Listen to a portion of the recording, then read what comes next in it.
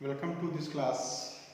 Today we will discuss about what are the different forms of communalism that can take in politics. Previous class we discussed about communalism or religious division, and today we will discuss about how this communalism can take in various forms of politics. We have seen that even though people belongs to one religious community, there can be different type of opinion in which the way they wanted to practice the religion. Last class we have seen examples of Northern Ireland. The country is predominantly Christian, but on the basis, the way in which how to practice the ideas of religion, they divided into two groups, that is Catholics as well as Protestants. So what I wanted to tell you, even in a same community, people have difference of opinion. That must be heard. That people must have the right to be heard about their rights, the way they wanted to practice. There should not be any force, you have to follow the same. When people follow such a type of forceful religious ways, it will be very dangerous and explosive. So let us begin with what are the ways in which communalism can take in politics. The most common expression of communalism, before we are going, the most common expression of communalism is the everyday beliefs.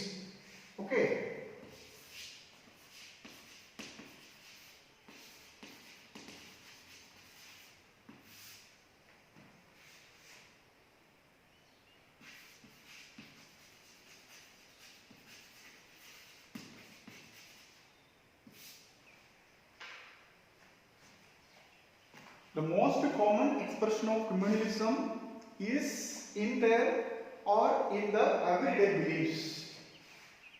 This routinely involves religious prejudices, making of stereotypes of religious communities, and beliefs in one's own superiority of their own religious community. Religious prejudices. What is religious prejudices? Religious prejudices.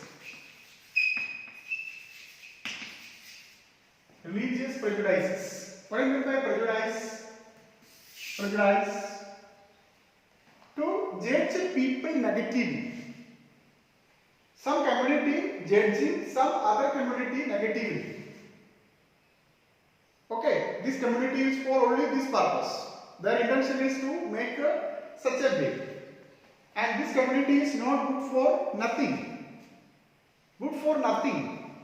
So simply we are judging other community negatively or people negatively. That what we call the religious prejudices. That community is only for this purpose and this community is for only that purpose. Such a type of judging or any kind of religion or people negatively, that what we call the religious prejudices and stereotypes of particular religious communities, making this religion is only for this purpose, only their intention is to make this. See, what is the condition of this religion? This is the only activities of this religion, making on such a type of stereotyping of particular religious groups, or sometimes the belief that our religion is superior than any other religion.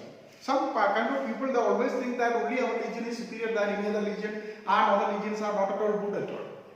So such a type of mentality, that is the first and most important way in which communalism can take in politics. That is what the religious prejudices, making of religious stereotyping of religious communities and such a type of or beliefs of one's own superiority of or other religion. Secondly, a communal mind often leads to a political violence or political dominance. A communal violence. If your mind is in communal, you always think that in a political line. A communal mind often leads to a political line. So those who belongs to the majority community, it can take in the form of majoritarianism, and for those who belongs to minority, this belongs to or this forms in the form of desire to form a separate political unit. Can you tell me one example of such type of incidents? Anybody? Can you tell me anybody?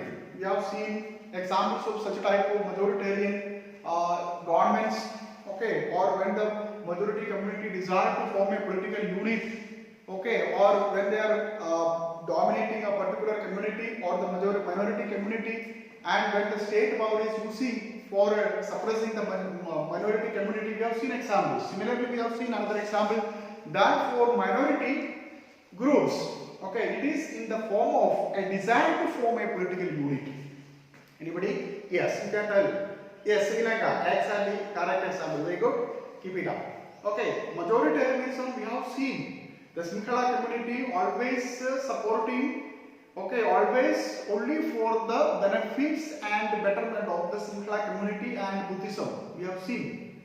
And when it becomes a state power, when they are using such a type of political dominance, when the party comes, majoritarian party rule comes, they try to dominate the minority community or the Tamils. We have seen that. What happened when such a type of things happen, when the majority try to control over the minority? What will happen? There may be possibility of a desire to form a political unit. That we have seen. A political unit, they form a political unit. That is what the Sri Lankan as well as the Tamils in Sri Lanka, they demanded separate political unit. Okay, what was the political unit? They demanded autonomy of northeastern part of Sri Lanka. So these two examples we can understand that a communal mind often leads to a political dominance. That means that majority communities rule the country. The state power is controlled by that particular majority community. That is another form of communalism. Now, political mobilization of religious line is another form of communalism. Okay, when state power is using only on the line of religion, so that is another frequent form of communalism. Okay, the political mobilization of religion is another form of communalism. This involves the use of sacred symbols, or sacred symbols are there. Om is there, Holy Cross is there. Okay, such a type of religious symbols, sacred symbols are using. Okay, or sometimes of religious leaders they are using. Okay, or ideas or holy books using, or different types of books are using, or sometimes of religious appeal to make plain fear and to bring different peoples come to the political arena. Okay, communities of people, same community people to form a political arena. So such a type of plain fear they are making to bring the people together. Using of sacred symbols, emotional appeal, as well as the religious leaders and different types of holy books. So all these are using sometimes for the communal purposes. Now the most important one, sometimes this communalism can take in the most ugly form of violence, communal riots and massacre. It may resulted a large number of people may kill, okay, on the basis of religion, on the basis of ideals or worship or beliefs. Okay, this is the most ugly form of communalism, very worst form of communalism, when different people are fighting each other, they kill each other on the basis of their religious beliefs. This is the most ugly form of communalism. Okay, most ugly form of communalism. You know that during the time of partition, India and Pakistan suffered such or most ugly form of communal riots. Okay, during the time of partition, and this partition related violence. Okay, lakhs of people were killed in partition-related violence in both the sides or borders. You might have studied last year. Okay, these are the different ways in which communism can take in politics. Now, you know that communism is was or continued to be one of the most important challenge of our country. You know that the makers of our constitution was aware about that such a type of communism, it may happen, the majority community may be make the possibilities of dominating the country. So they they followed a idea, that is a secular idea. Okay, and this choice was reflected in many of the constitutional provisions that you might have studied in the last year. Okay, in the constitutional rights or a design of the preamble. Okay, you might have studied about that. Okay, different rights you might have studied, fundamental rights you might have studied about that. Okay, for last year. I hope you might have studied about that. Okay, so we adopted model that is of secular state. So what is a secular state? What is a secular state? There is no official religion in India. Okay, a secular state. Secular state. Secular state. Meant by secular state, there is no official religion. No official religion. No official religion. You see, unlike Buddhism in Sri Lanka, or that of Islam in Pakistan, or that of Christianity in England, you know that all these countries have its own religions or official religion. Sri Lanka is having Buddhism, then Pakistan is having Islam, as well as in England or in Britain they are having Christianity. So, unlike all these countries, our country does not follow any particular religion, any special status. There is even 80% of the Hindus, 85% during the time of partition. Okay, Hindus were there, but the leaders are not allowed to give any special status or official status to even Hinduism. Even the Hindu community is more than 85%.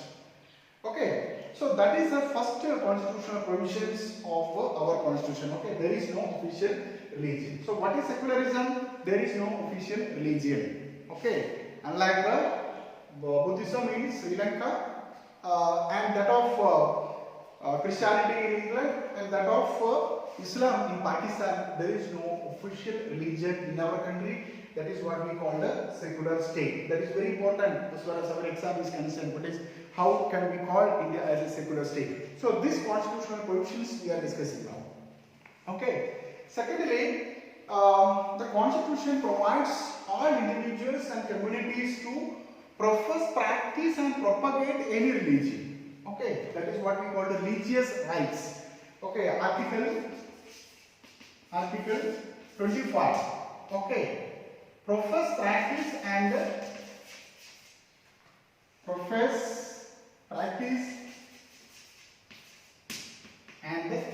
propagate any religion. Okay, you are free to profess and practice or propagate any religion. You are free to do, or it is not necessary you are to follow any religion. If you are not interested to follow any religion, no, you don't believe. There is no compulsory in our country you have to follow a particular religion. Only you can do this. Okay, in this particular time you have to do all this. This is not there in our country. Or you cannot do such type of activities during this time. Okay, such a type of great ideas are enshrined in our constitution. That is what we call the secular state. According to Article 25 of the Indian Constitution, to profess, practice and propagate any religion and not to follow any religion. If you are not interested to follow any religion, there is no need of following such type of religion. Simply you can believe. Okay, you become atheist, no problem. Okay, you become strong believer of a particular religion, no problem. But forceful conversion of religion is not allowed. That is very important things. Okay, you are free to believe, you are free to change your religion according to your own interest. But forcible conversion of religion is strictly prohibited by the constitution. How forceful. If you are not changing your religion, you will be face such type of consequences. Or if you change your religion, you will get some extra benefits or rewards. Such a type of things. Okay. So you are free to believe or not to believe in a religion, but at the same time you are not allowed to force anybody to do for the forceful conversion of religious communities. Okay, that is a great important another point. Okay, and Constitution always prohibits discrimination on the grounds of religion. That means you are upper caste, you are lower caste, or whatever it may be. On the basis of religious grounds, you are not allowed to discriminate people. That large number of examples you have studied last year. Okay, for using a public well or public tank, or fetching of water from a public well, or a storage pipe, okay, or a storage. So, on the basis of religion, you are not allowed to deny the rights of the people to take or use of any public places or any other government properties. Okay, so that is another one. Now, at the same time, the Constitution allows the state or country to intervene in the religious matters.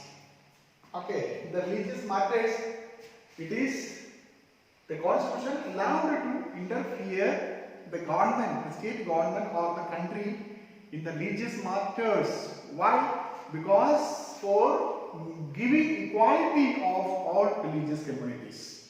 If something happened, okay, or prohibiting somebody from taking something on the basis of religion, it is the right of the country or the government to intervene in the religious matters to give equality of religious right to the people. So such a type of constitutional provisions are enshrined in our constitution by the great leaders of our country. So communalism must be combated. It is necessary. It is one of the great challenges. Okay, communism was and continue to be one of the great challenge of, or it is the foundations. Okay, foundation of threat to our founding pillars of the constitution. Okay, so if any threat of communalism is not a particular section of the people, it is the very idea of the Indian constitution. That means it must be combated from all spheres of life. It is not from a particular section of the people. If you are criminal, okay, that mind must be combated, okay, or combat the criminal mind. So these are the great important provisions which are mentioned in the constitution. So there are constitutional provisions are there in our constitution, but only these constitutional provisions cannot combat criminalism. So every individuals and communities are necessary to take part in that. Okay, this is what I am discussing about. So today we study about what are the different ways in which communism can take in politics. Okay, there are different ways we have seen that. Okay, the most expression of communalism can take in the everyday beliefs. This routinely involves religious prejudices, stereotypes of one's own religion, and the beliefs of superiority of one's own religion. A communal mind often leads to a political dominance. For those who belongs to majority, it is in the form of majoritarianism. For those who belong to minority, it is in the form of a desire to form a separate political unit. Now, the political mobilization of religion. The political mobilization of religion is the another frequent form of communalism. This involves in the use of sacred symbols, then religious leaders and emotional appeals. Okay. And the most ugly form, sometimes communalism can take in the most ugly form of communal riots and massacre and violence. And India and Pakistan suffered the worst communal violence during the time of partition, and this partition related violence, thousands lakhs of people were killed in the both sides of the borders. Now, in order to combat this all communalism, the constitution has prepared some ideals, that is what we call the constitutional provisions of secular state. What is secular state? There is no official religion. Unlike Buddhism in Sri Lanka, that of Christianity in Britain, or that of Islam in Pakistan, there is no special status in our country to a particular religion. Okay, this is the official religion of our country. And the constitution provides all communities and individuals to profess, practice and propagate a religion according to Article 25 of the Constitution. Or you are free to follow or not to follow any religion, there is no issue. Okay? And the Constitution clearly mentioned that there won't be any type of discrimination on the basis of religion for using any public properties or property owned by the government. Okay, and at the same time, the constitution allows the state to intervene in the religious matters to give equality of religions. Okay, and tomorrow we will discuss another topic.